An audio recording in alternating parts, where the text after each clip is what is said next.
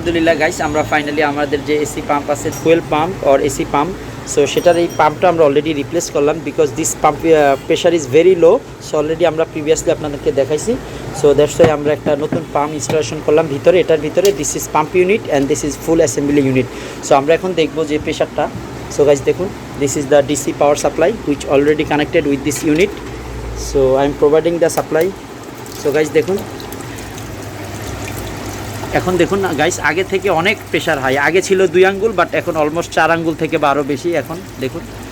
So that is good. Okay, so mainly অনেক সময় দেখা যায় যে আমরা আমাদের ফুয়েল সিস্টেমে কোনো ট্রাবল শুটিং থাকে। সো দ্যাটস যে আমাদের ফুয়েল সিস্টেমের প্রত্যেকটা জিনিস 1 বাই 1 চেক করা উচিত।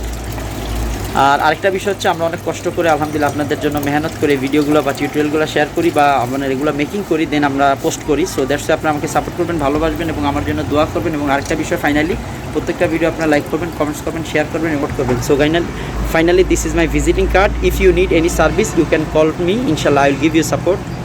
And this is the another part and this the full service 1 by 1.